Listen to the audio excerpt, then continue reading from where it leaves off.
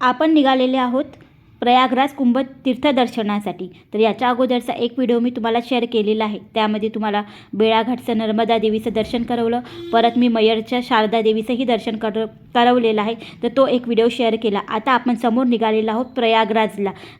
सकाळचा नाश्ता आणि प्रसाद आपण हे मय्यरलाच घेतलेलं होतं, कारण की तिथेच प्रसादालय वगैरे आहे ना, तर तिथेच घेतलेलं होतं, ते मी तुम्हाला शेअर केलेलं आहे। आता प्रयागराजला जाताना संध्याकाळ झालेली होती, तर सगळे आम्ही 16 जण सोबत आहोत।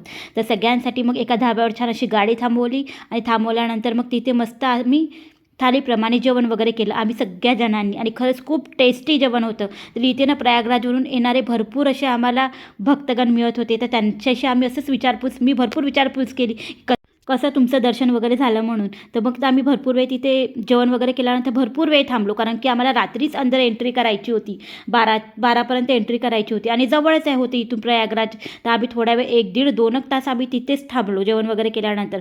तर आता आपण आलेलो आहोत फायनली प्रयागराजला, तीर्थस्नानावर आलेलो आहोत आणि इतकी सुंदर सजावट होती, जिकडे तिकडे लाईटिंग सगळं व्यवस्थित होतं आणि खूप छान होतं। तर आमची गाडी ना, आम्ही विचारलं तिथे की आम्ही जाऊ का बा म्हणून नंतर, तर आम्हाला पूर्ण अंदरपर्यंत जाण्याची एंट्री मिळालेली होती।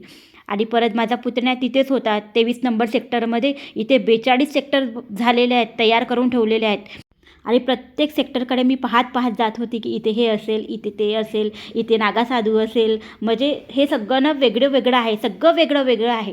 ते त्यांची सगळी सोय वेगळी केलेली आहे, महामंडलेश्वर आहे त्यांची सोय वेगळी केलेली आहे, आपले नॉर्मल भक्त त्यांची सोय वेगळी केलेली आहे, आणि खरंच खूप छान अशी व्यवस्था केलेली आहे।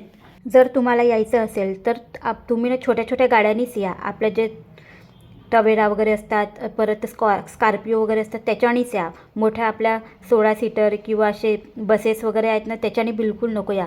जर छोट्या गाडीने आलं ना, तर अंदर आपल्याला रात्री 12च्या नंतर आरामात एंट्री मिळते, पण मोठ्या बसांना एंट्री मिळत नाही। बसनं खूप दूरपर्यंत थांबवतात आणि मग पैदल यावं लागते। पण आम्हाला देवाच्या कृपेनं काहीच चालावं लागलं नाही, काहीच नाही। परत ना आम्ही गेलो ना, तेव्हा 2 दिवसा अगोदरच शाही स्नान झालेलं होतं, त्यामुळे ना मग 2 दिवसानंतर तेवढी काही जास्त गर्दी नव्हती। तर अशाच वेळेला आपण जायचं। मग आपण म्हणतो की आपल्याला हे स्नान भेटलं पाहिजे, ते स्नान भेटलं पाहिजे, पण आपल्याजवळ छोटे मुलं पण असतात, मग आपल्याला त्यांची काळजी पण घ्यावी लागते। आता माझा नक्ष लहानच आहे, तो कमीत कमी 6-7 वर्षाचा आहे। मग त्याचं सगळं पाहून ना, खरंच मला इतकं वाटत होतं की म्हणजे अंदरपर्यंत गाडी गेल्यावर असं वाटत होतं की खरंच मी देवाचं किती धन्यवाद मानू आणि किती नाही, असं झालेलं होतं मला। कारण की माझ्या मुलाला पण काहीच पैदल वगैरे चालावं लागलं नाही, आणि आम्हालासुद्धा चालावं लागलं नाही। आम्ही असं ऐकून ठेवलेलं होतं की 20-25 किलोमीटर चालावं लागते, 30 किलोमीटर चालावं लागते, हे ऐकूनच ना मनात धडकी बसत होती। पण तुम्ही बघू शकता की संगमस्थानाच्या एकदम घाटावर आमची गाडी आलेली आहे, आणि हे पाहून तर माझ्या चेहऱ्यावरचा आनंद तर तुम्ही बघूच शकता। खरंच खूप मन प्रसन्न होऊन गेलेलं होतं। फायनली आपण पोहोचलेलो आहोत त्रिवेणी संगमला। आता किती वाजले ग? 12 वाजत आले। हां, आता रात्रीचे 12 वाजलेले आहेत आणि फायनली आम्ही पोहोचलेलो आहोत। आज आहे तारीख, किती तारीख आहे का आजची? 31 चला म्हणा, आम्हाला मस्त अंदरपर्यंत यायला मिळालं। आम्ही घाटापर्यंत आमची गाडी आलेली आहे, त्रिवेणी संगमपर्यंत। काही जाम नाही, काही नाही। खुश?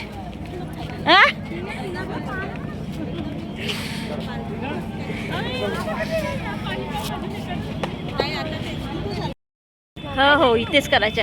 म्हणजे 30 तारीख आहे आजची, आज आहे 31 तारीख लागलेली आहे, 31 तारीख लागलेली आहे। तर खूपच खुश झाली रे बाबा, शेवटपर्यंत यायला मिळालं, खूपच छान। तर रात्रीचे 12 वाजलेले होते आणि माझ्या भाच्याचा बर्थडे होता, तर हे सगळे फॅमिली त्यालाच विश करत आहे व्हिडिओ कॉलिंग करून। 12 झाले, रात्रीचे 12 नंतर त्याचा बर्थडे होता ना, म्हणून। चला मग परत एकदा तुम्हाला पूर्ण त्रिवेणी संगम मी दाखवणार आहे इथून। आता इथून तुम्ही बघू शकता पूर्ण त्रिवेणी संगमचा हे आहे म्हणा। आता थोड्या वेळा पहिले आम्हाला संपूर्ण पाणी दिसत होतं, लाईट दिसत होतं, पण थोड्या वेळातच ना एवढा कोरा, म्हणजे तिथे येऊन गेलेलं होतं, एवढं कोरा आलेला होता की काही त्याच्यानंतर दिसलंच नाही। फक्त अवघ्या अर्ध्या तासात हे सगळं घडलेलं होतं। हे पाहून एवढं आश्चर्य वाटत होतं की आताच तर सगळं दिसत होतं बा म्हणून। तर आपण आलेलो आहोत प्रयागराजला। आम्ही आलो रात्री 12लाच आलेलो होतो, पण आता 8 वाजलेले आहेत। आता जाऊ आम्ही त्रिवेणी संगमवर स्नान वगैरे करायला, कपडे वगैरे चेंज करून। आणि खरंच खूप छान व्यवस्था आहे, खूपच छान, खूप छान व्यवस्था आहे सगळ्या गोष्टीची, आणि प्रत्येक व्यक्तीच्या हिशोबाने इथे व्यवस्था करून ठेवलेली आहे। इथे ना सगळीकडे टेंटची पण व्यवस्था आहे. जर तुम्हाला टेंट करायचं असेल तर 100-200 रुपये देऊन तुम्ही टेंट पण घेऊ शकता. पण आम्ही टेंटच्या भानगडीतच पडलो नाही किंवा विचारायला सुद्धा गेलेलो नाही. फक्त आम्ही रात्री आपल्या गाडीतच आराम वगैरे केला आणि मग सकाळी वगैरे उठलो, फ्रेश वगैरे झालो. आणि छान सोय आहे, सगळ्या लेटपातची सोय छान आहे, बेसिक ठेवलेले आहे, प्लॅस्टिकचे सगळे खूप छान सोय केलेली आहे. ते पाहूनच खूप मन प्रसन्न झालं. तर आता आपण निघालेलो आहोत त्रिवेणी संगमला अंदर जाणार आहोत. आपण आता बाहेर घाटावर पण आंघोळ करू शकत होतो, पण आम्हाला त्रिवेणी संगमला अंदर जायचं होतं. तर त्यासाठी ना आम्ही मग मस्त अशी बोट वगैरे केली. तर बोटचे ना कमीत कमी 400-500 रुपये पर कॅन्डिडेट असं काहीतरी घेतात आणि ते आपल्याला तिथेच त्रिवेणी संगम स्टँडवर सोडून देतात. तर कमीत कमी 1-2 किलोमीटर तरी असेल असं वाटते कदाचित, अंदर आपल्याला जावं लागतं तेवढं अंतर.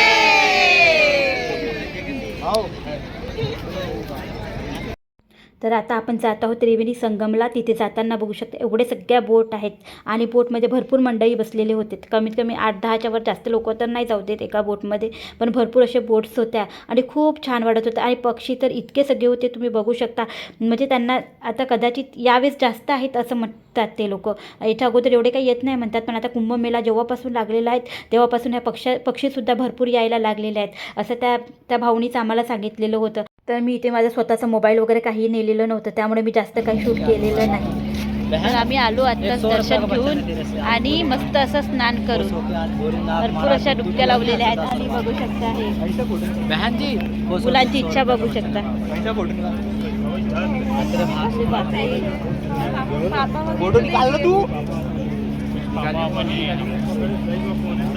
बहन नाही कमात भीती नाही वाटत काय करे ऑनलाईन पेमेंट. आता तिथं काही थोडंफार असं मिळत होतं म्हणा, विकत चिवडा वगैरे हलका फुलका नाश्ता वगैरे भरपूर मिळत होता कुंभमेळ्यामध्ये.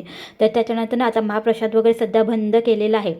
तर इथे ना खोयापाया केंद्रामध्ये ना भरपूर अनाऊन्समेंट होत होते. आता 2-3 दिवसा अगोदरच ते सगळं झालेलं होतं ना कांड, त्यामुळे भरपूर अनाऊन्समेंट होत होते की ये आपकी रास्ता दिख रहे हैं, आप इधर आ जाओ, आप कहाँ चले गए. म्हणजे जे कोणी हरवले असेल किंवा काही झालं असेल त्या लोकांचं बेपत्ता असेल त्यांचं अनाऊन्समेंट भरपूर होत होतं खोयापाया केंद्रामध्ये. तर बघू शकता परत एकदा तुम्हाला जाताना मी पूर्ण प्रयागराज दाखवते, म्हणजे ज्या सेक्टरमध्ये आहे मी तिथंच तुम्हाला थोडंफार दाखवते. तर छान असे टेंट वगैरे होते आणि खूप छान सोय होती. नाही म्हणता येईल असं नाही, आपल्याकडे 1-2 पाहुणे आले तरी आपण घाबरतो, पण इथे तर हजारो करोडो लोक येतात. तर त्यांच्या मनाने सोय केलेली खरंच खूप मला आवडलेली होती. आणि प्लीज आता त्यांनी तर आपल्या परीनं पूर्ण सोय केलेली आहे, पण तरी पण आपण लोक असे आहोत की नावबोटं ठेवतोच कोणत्याही मंत्रीला म्हणा की काही म्हणा, पण खरंच खूप छान सोय केलेली होती. तुम्ही याचा विचार करा. आणि जे काही आपण जे एवढं काही कांड करतो ना ते सगळं आपण जनताच करत असतो, त्यामध्ये आपल्या नेत्याचा काही हात राहत नाही. आता तिथे काही झालं भगदड वगैरे झाली त्यामुळे त्याला कारणीभूत आपणच लोक होतो. और दे कितनी सेवा करोगे भैया, क्या करें जब तक कर लें हाँ जीवन में है तब तक. प्रयागराजवरून निघालो तर 2 तास झालेले आहेत. आता इथे आल्यानंतर ना 2 तासानंतर इथे भंडारा आहे. प्रसाद आता खाऊ आम्ही, थांबलेला आपला प्रसाद खायला, कारण की ते लोक हात देऊन बोलवत आहे प्रसादासाठी.